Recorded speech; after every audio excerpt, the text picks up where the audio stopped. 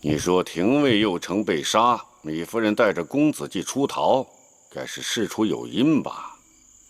大人明察，陶尹大人一家一夜之间丢失诸多珠宝黄金，有人亲眼目睹盗贼将赃物运送至西市米夫人的住处。右丞大人得知案情，带人前去盘查，孰料那米夫人凶悍异常，一语不合便拔刀相向，右丞大人命丧黄泉。那右丞大人出门办案，难道就没带人手？带是带了，一些兵士，数名官吏，但是抵不过米夫人人多势众。人多势众？据老夫所知，那米夫人已落得一贫如洗的地步，除了身边的2个女婢，并无他人跟随。怎么，她突然发了横财，在西市招兵买马，一呼百应了？对了，对峙期间，那楚人黄歇赶到，后来还有西市的游侠剑客趁机滋事，还有不知道从哪儿冒出来的一些胡人，大开杀。哎，好了好了，老夫都明白了。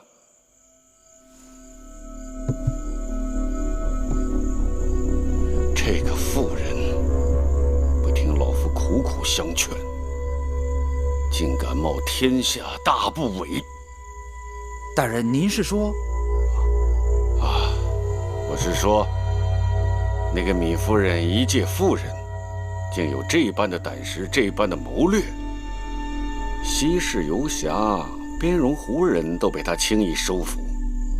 当年齐人犯境时，老夫若有他这般胆识和手段，击败敌寇，可不易如反掌了。大人说的甚是，所以国相夫人也是心急如火，派我速速前来禀报。如今公子骥母子和黄歇等人已经逃出了蓟城。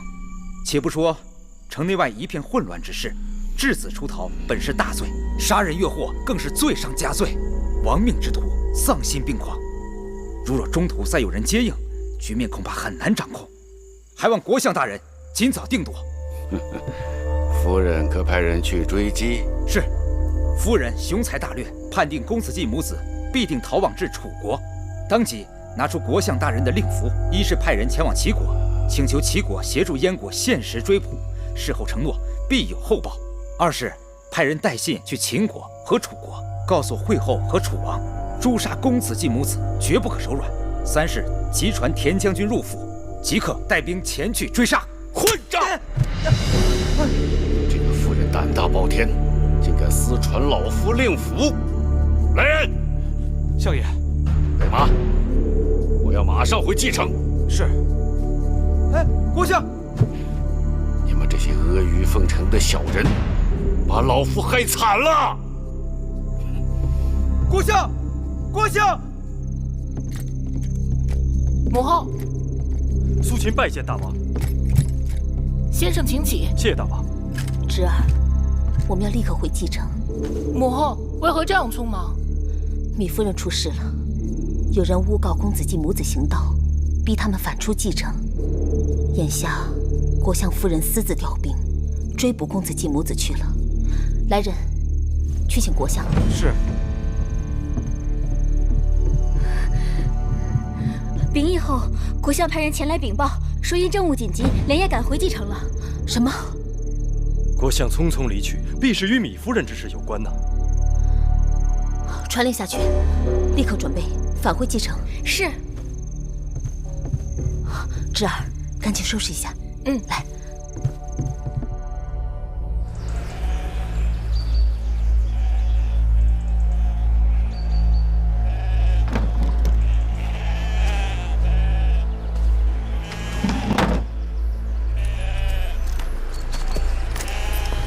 义渠君，月公主，你起来了。抓我们的人马已经离我们不远了，我们必须要立刻动身。此处往西南，快马扬鞭2日，便是东湖地域。过了东湖，就是义渠。我与东湖一直交好，只要我们到了东湖，便可以安然无恙。谢谢义渠君好意，但月儿打算就此向东，先到齐国，然后再想办法回楚国。去楚国？是。此处离齐国至少要走上8天的路，而眼下燕国听全国之军力在追杀我们，我们就这么点人马，半路遇上燕军，必是凶多吉少。哎，你别告诉我这是黄公子的主意。义渠君对月儿情谊深厚，10几年风雨飘摇不曾有变。但楚国是月儿的母国，月儿的兄弟此刻正在楚国等待月儿。我心思已定，还望义渠君见谅。兄弟，公主并非只有一个兄弟，在义渠有一个叫白起的弟弟，他也正眼巴巴地等着与自己的姐姐团聚。当年，公主与本王以死相拼，就是为了这个黄公子吧？而如今，公主不顾自己跟孩子的性命，硬要责难弃义，还是为了他吧？你错怪黄公子了，去楚国是我的决定。质子出逃犯了大罪，何况我们在蓟城闹得天翻地覆，燕国必然要追捕我们，秦国也不会袖手旁观。眼下我只能走一步看一步了。义渠君侠义肝肠，芈月感恩不尽，但我不想再把你带入险境之中。公主，你这是说的什么话呀？我义渠君是贪生怕死之人吗？行，不就是去趟齐国吗？我陪你。你这又是何苦？他黄公子能舍命陪你，我为什么就不行啊？为了躲避追兵，我们只能走小路，不能走大路。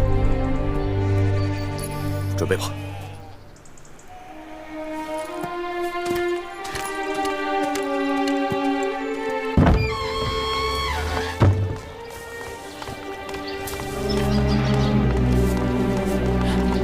相爷，夫人呢？哎，夫人出门了。出门了？这么早？她去哪儿了？据说是带人出城捉拿什么逃犯。她还亲自出马了。夫人是巾帼英雄啊！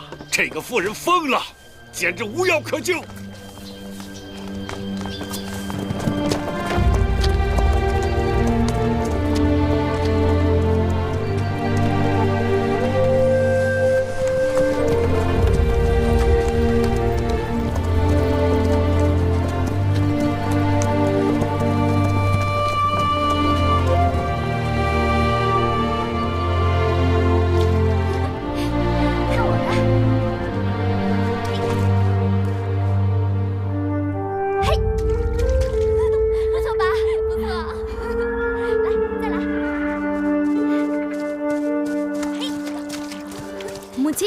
母亲，你在想什么？母亲想起了楚国的汨罗江。汨罗江是哪啊？那是母亲的家乡。汨罗江很美吗？天底下没有一条江有那么美。母亲离开家那么久了，母亲想家了。吉儿不用担心，黄叔父一定会送你们母子回去的。子贤，有时候我真的惶恐，我怕这一次依旧是一场梦。多少回了，我在梦里回到家乡，但脚还没有伸进汨罗江呢，这梦便醒了。这回不会了，明日咱们就到齐国边境了。这次咱们借道齐国，很快就能回到楚国。咱们一定要一起去看屈夫子，一起去汨罗江泛舟。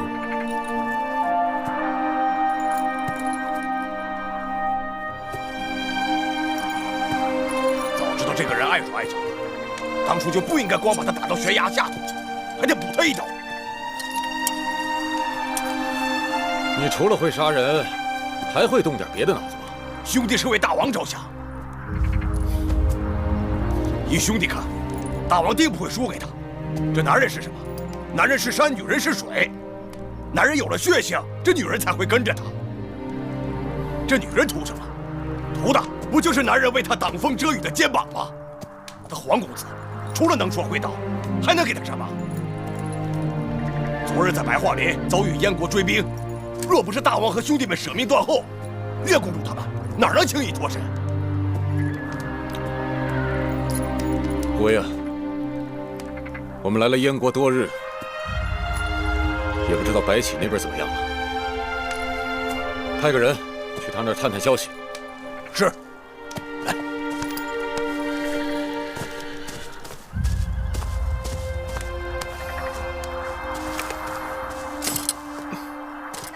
再来一个。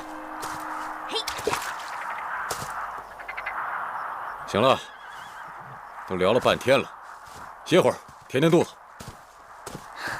我早就饿了。母亲，你也吃。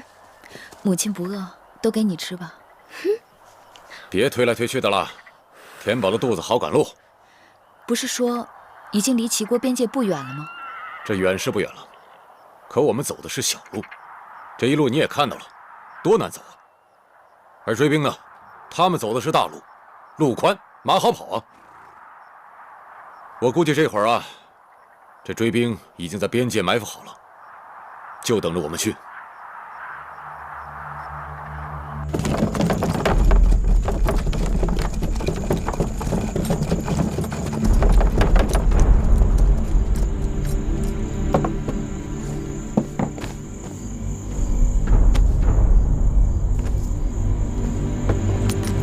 夫人，找到秦国逃犯的行踪没有？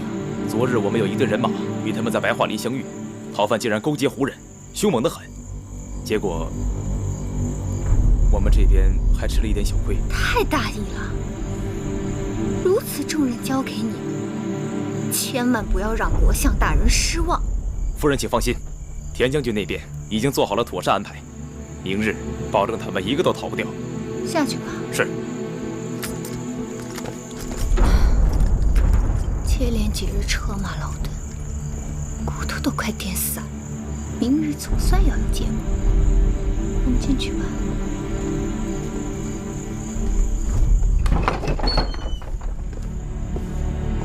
身为国相夫人，竟然让我住这么……夫人辛苦，老夫在此恭候多时了。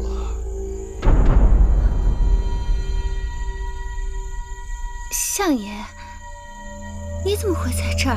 夫人奇怪是从哪里冒出我这个糟老头子，而且怎么还赶在了你的前头？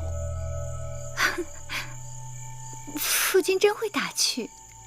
我和你一样车马劳顿，只不过我这把老骨头比你结实，每日可以多跑几十里路。灵儿，没看到相爷都累坏了，还不快去备饭烹茶？是。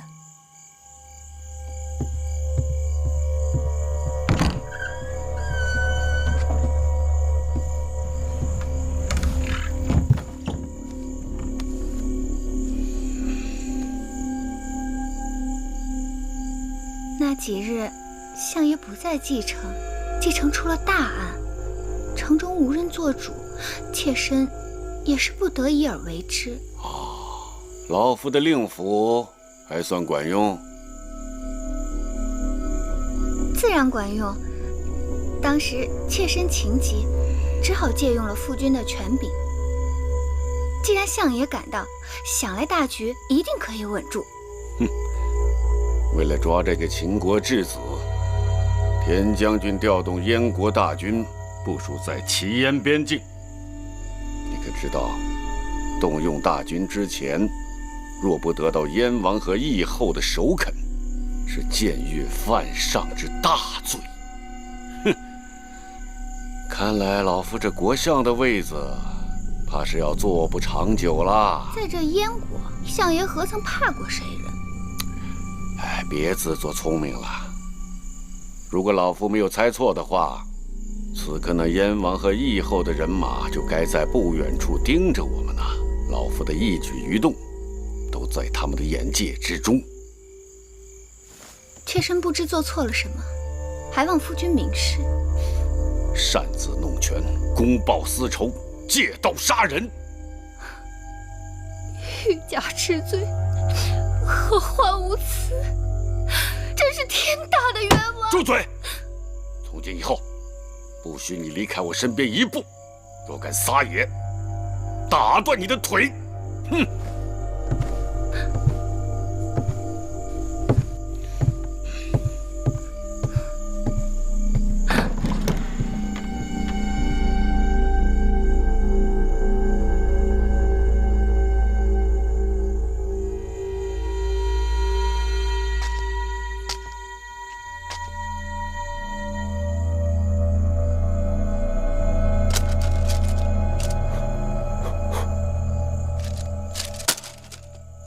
吴邪啊，把这封信给田将军送去。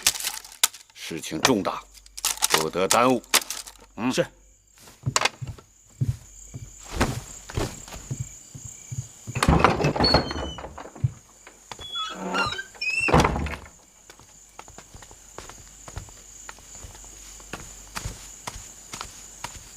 吴邪，吴邪。啊，夫人。这么晚了，又要出门啊？啊，是我这是给国相大人去送信。啊，还没用晚膳吧？厨房里有现成的糕饼和汤水，吃了再上路吧。这东西我替你拿着，快去厨房吧，免得耽搁。谢夫人。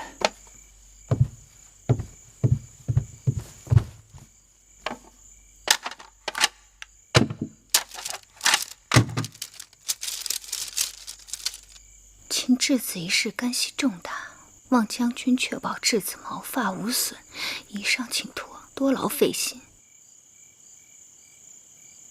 毛发无损，哼！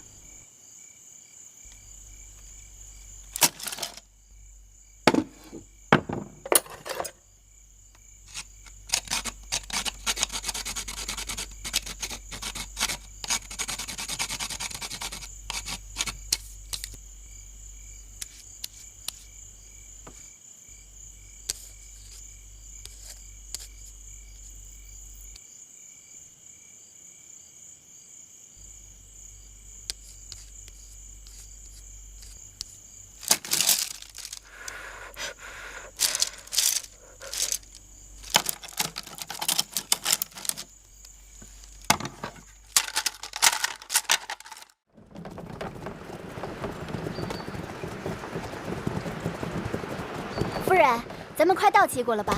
快了，过了前面那道山梁就到了。可算要到了，到了齐国就好了。到了齐国，就没人敢欺负咱们了。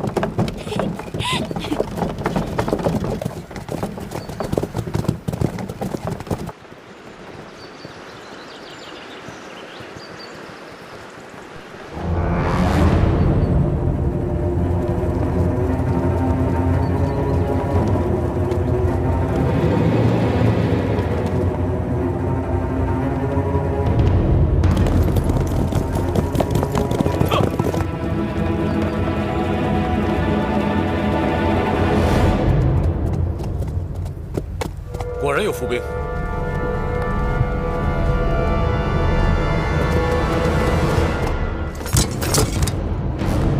他们已经早有准备。香，把缰绳给我。我们怎么办？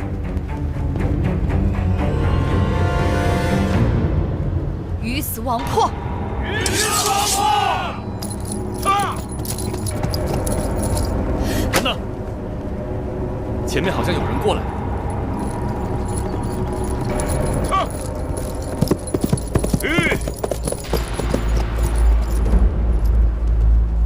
糜夫人，末将奉国相之命，在此等候夫人多时。夫人和公子季是秦国派到我们燕国的贵人，燕国若有怠慢之处，还望海涵。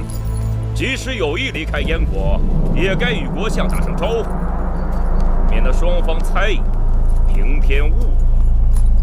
国相攀援扣马，让我传句话，望能挽留夫人一程。芈月感激国相盛情，无奈身处困境，别无选择，还望将军行个方便，让我们母子有条生路。来日芈月恩有重报。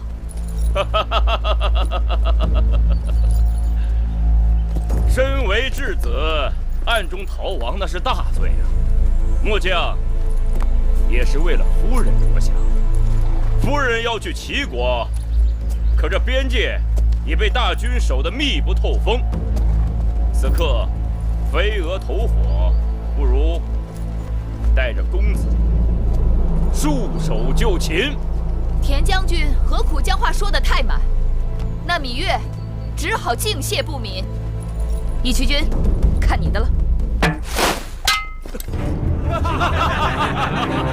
有本事放马过来！不怕妈妈的废话，不怕闪了舌头。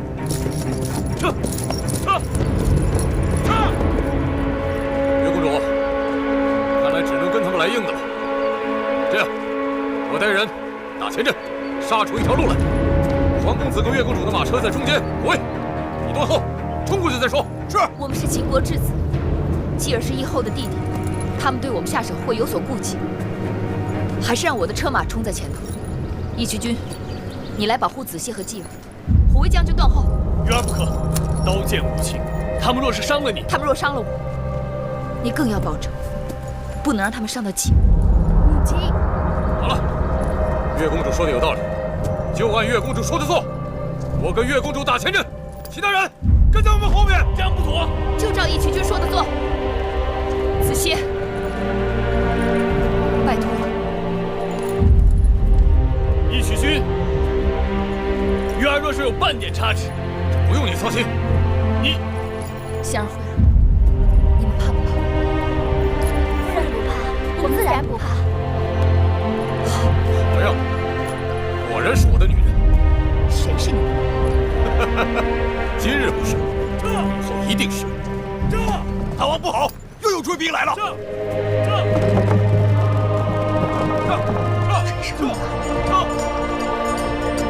追上了，追上了！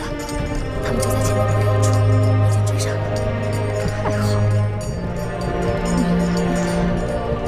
看你还能往哪儿跑？好了，这下连退路都没了。义渠君，后不后悔跟我趟这趟浑水？为了你，我死而无憾。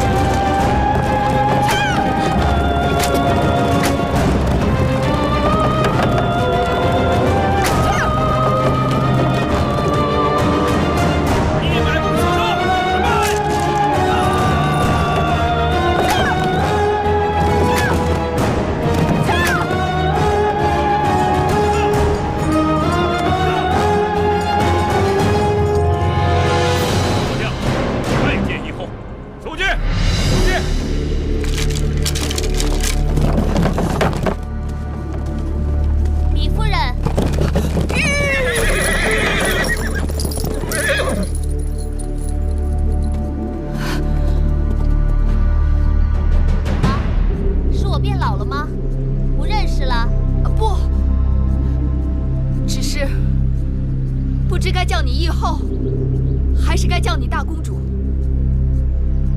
还是叫我大公主吧。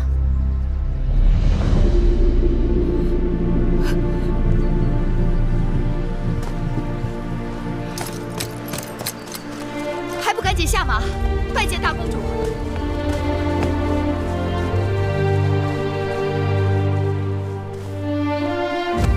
以后，侄儿拜见大姐姐。都是一家人，没有那么多礼数。主人皇歇拜见以后。皇公子人中龙凤，果然名不虚传。快起来！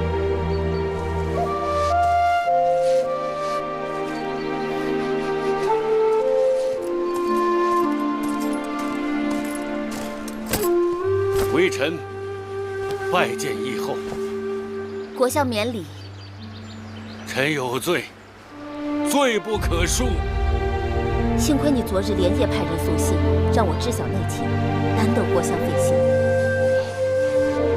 李夫人福慧双修啊，虽然遇险，却大难不死，否则郭某百死莫赎啊！快起来吧。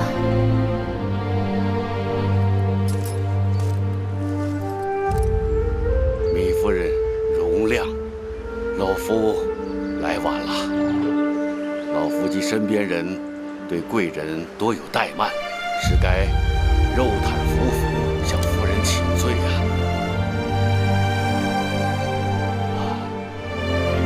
米夫人打算离开燕国，但你与义后多年不见，必要共话旧情。不如随老夫暂回边城驿站住上一夜，明日义后略备薄酒，与夫人叙旧，然后再走不迟啊！走与不走，留与不留，全凭你自己做主。既然如此，那就恭敬不如从命。微臣引咎自责呀！这秦质子之乱的起因还在微臣身上。回到蓟城，微臣会自行向大王请罪的。我知道，当初国相本意也是为燕国打算。尽管义后宽宏大量，微臣仍接悔无及呀。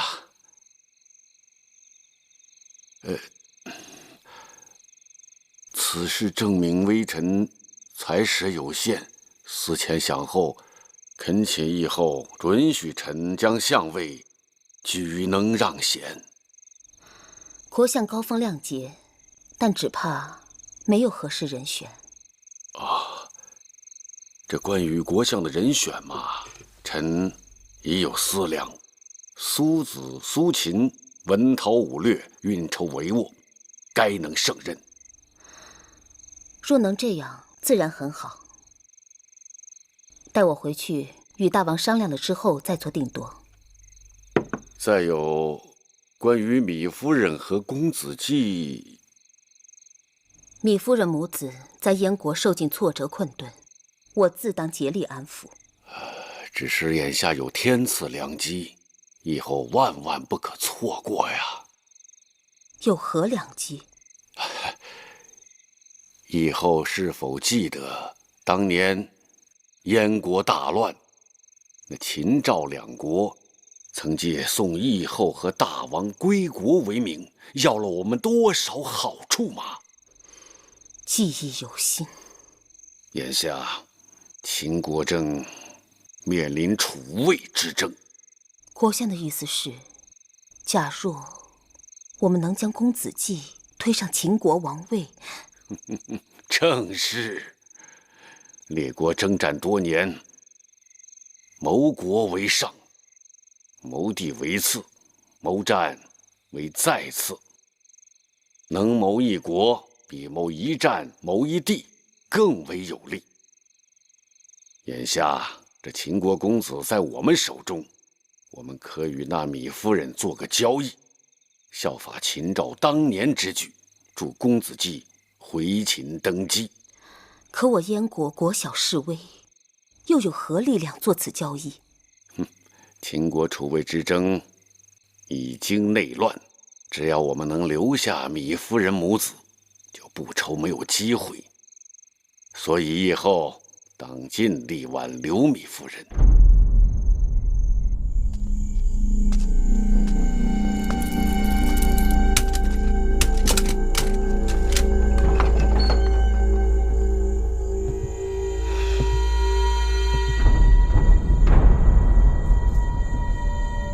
夫人，谁是你夫人？老夫心里有数啊。我若做着国相1天，你便是我夫人；我若不是国相，那可就难说了。你若是我夫君，就该替我出头。正因为我是你夫君，我才把你锁在这屋子里。幸亏廷尉右丞死了，继承西市暴乱的罪责都可以推到他一个人身上，而不追究你。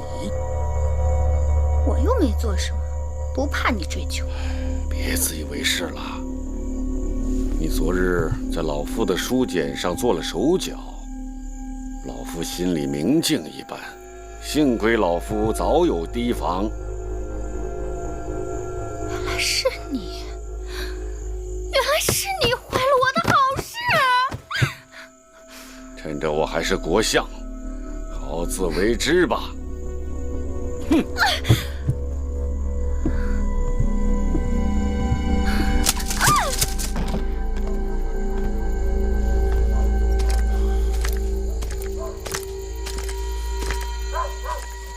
黄公子，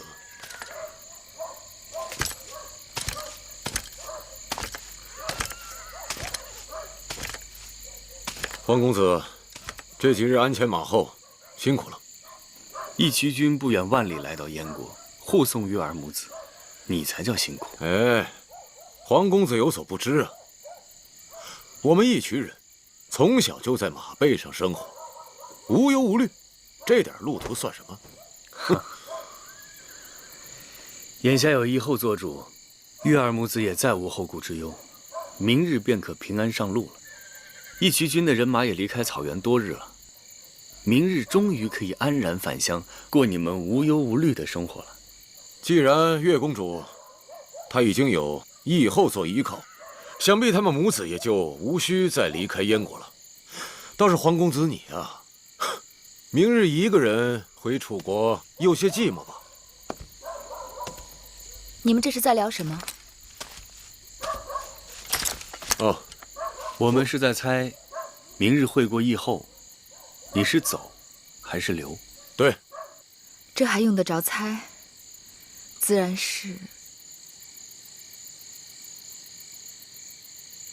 是走。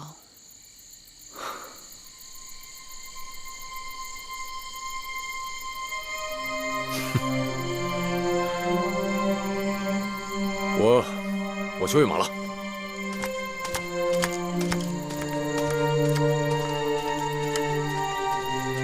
你该让他走了。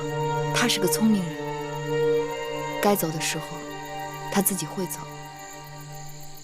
傻子都能看出来，他对你有意。那又如何？他都肯把性命给你，难道你一点都不动心吗？你又不是不知道，当年为了你，我曾想取他的性命。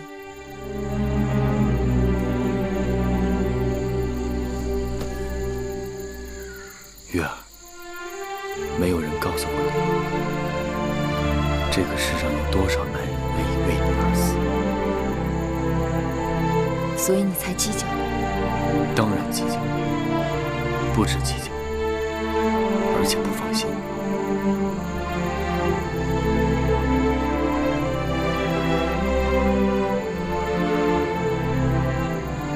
对了，秦王允当死了。我已经听说了，所以我猜想，明日会过以后，他们一定会想方设法挽留你和继儿。所以我才一定要走。人为刀俎，我为鱼肉，我不能让继儿和我成为别人算计的筹码，任凭宰割。玉儿说的对。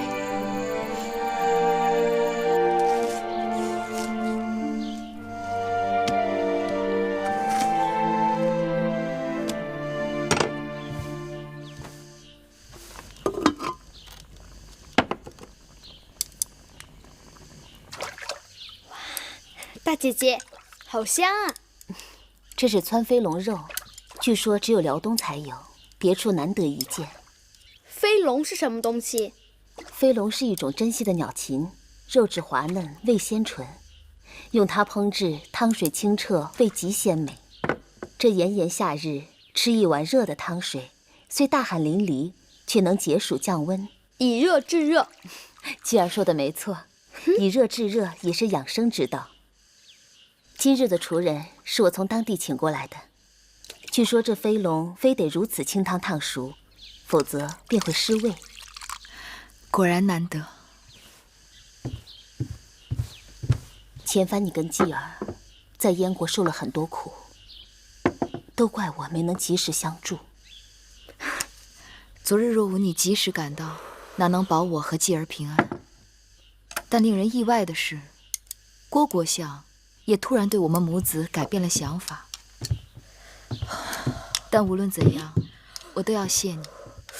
你不知晓国相为人，他向来多变，只有对燕国利益权衡恒久不变。有些事情也不能全怪他。这么说，这次国相变了，也与燕国利益有关？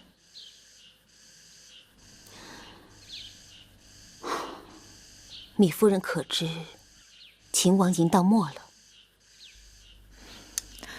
昨日听说了，堂堂一国之君，亲自举鼎，他以为自己是天生神力，无所不能吗？这老鸭汤的料都备好了吗？拿点白菜来，在那边呢。照您的吩咐，老鸭已经洗净，莲藕和红枣也备上了。把那老鸭、莲藕和红枣同时下锅，小火要炖2个时辰。哦，知道了。拜见大人，请问大人有何吩咐？忙去吧。是。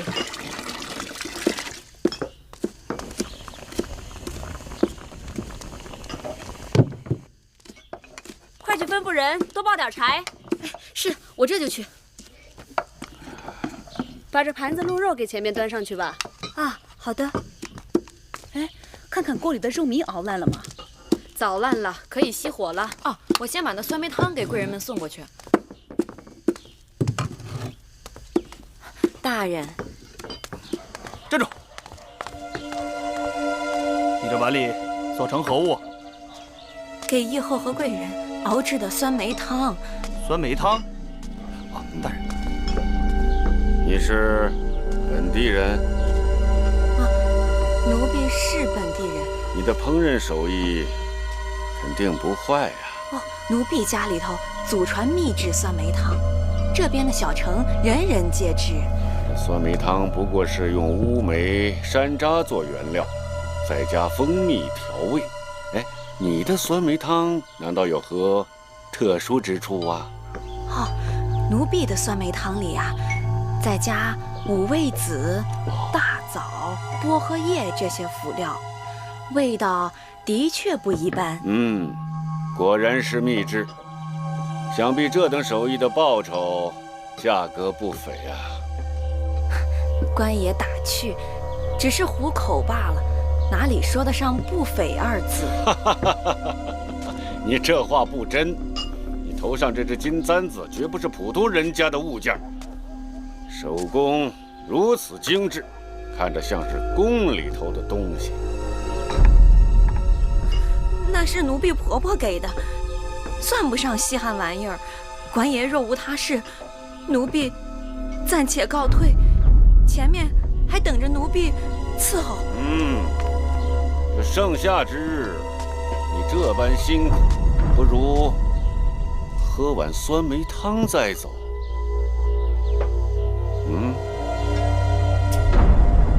这汤是给贵人们准备的，奴婢哪配？我说你配，你便配。大人，国相爷让你喝，你岂敢不喝？国相爷，喝吧。你说过，这秘制的酸梅汤味道不一般。你是在这儿喝呀，还是到大牢里喝？国相爷，国相爷饶命啊！国相爷，国相爷饶命！国相爷。